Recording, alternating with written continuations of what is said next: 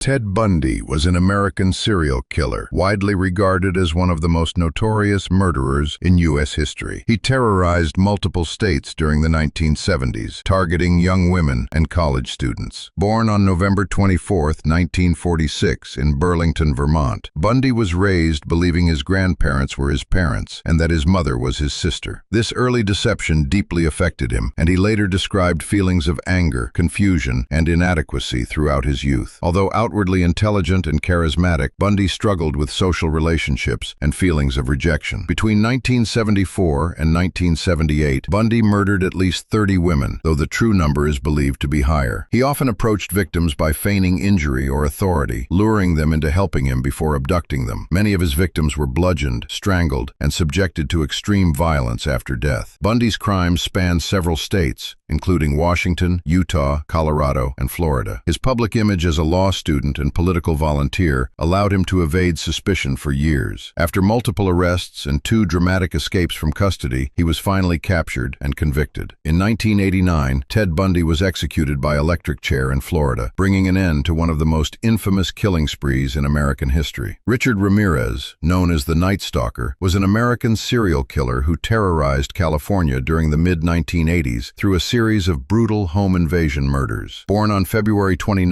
1960, in El Paso, Texas, Ramirez experienced a violent and unstable childhood. He was exposed to graphic stories of violence from a cousin who had committed murder, which later influenced his worldview. Ramirez developed a fascination with crime, drug use, and dark imagery at a young age. Between 1984 and 1985, Ramirez committed at least 13 murders, along with numerous sexual assaults and burglaries. He targeted victims of varying ages and genders, breaking into homes at night and attacking them while they slept. His crimes were marked by extreme brutality and unpredictability. Ramirez openly embraced satanic imagery and often left symbols at crime scenes, contributing to widespread fear and panic across California. His attacks appeared random, making it difficult for police to predict or prevent them. He was eventually identified and captured in 1985 after members of the public recognized him and restrained him until police arrived. Ramirez was convicted of multiple counts of murder and sentenced to death. He died in prison in 2013 before his execution could be carried out. Jeffrey Dahmer was an American serial killer whose crimes shocked the nation due to their extreme nature. He murdered young men and boys in the late 20th century,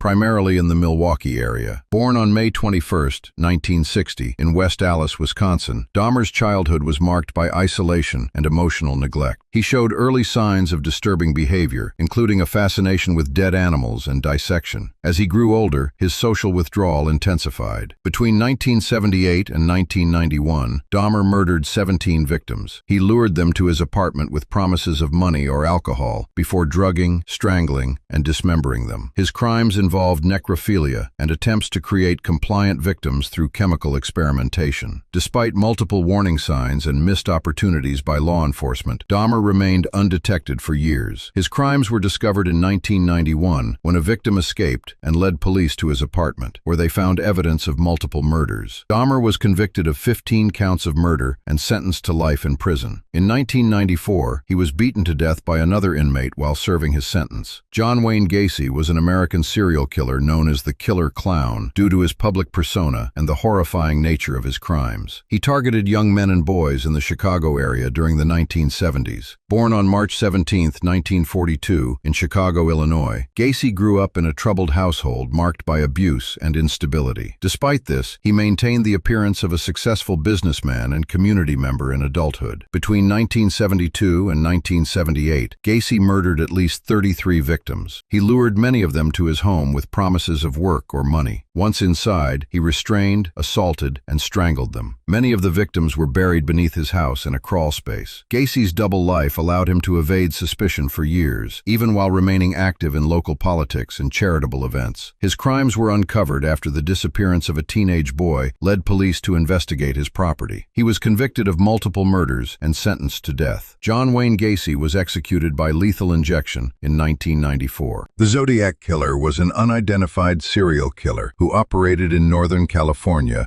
during the late 1960s and early 1970s. Unlike many known killers, his true identity has never been confirmed. The Zodiac is believed to have murdered at least 5 people, though he claimed many more victims in letters sent to police and newspapers. His attacks often targeted young couples in secluded areas where he would ambush and kill them. What set the Zodiac apart was his communication with the media. He sent cryptic letters and coded messages, some of which were published in newspapers. These letters mocked law enforcement and demanded attention, fueling public fear. Despite extensive investigations and numerous suspects over the decades, the Zodiac Killer was never officially identified or captured. Advances in forensic science have led to renewed interest in the case, but no definitive answers have emerged. The Zodiac Killer remains one of the most enduring, unsolved mysteries in American criminal history. Thank you for watching till the end. If you enjoyed this breakdown, leave a like and share your thoughts in the comments. What case should I cover next?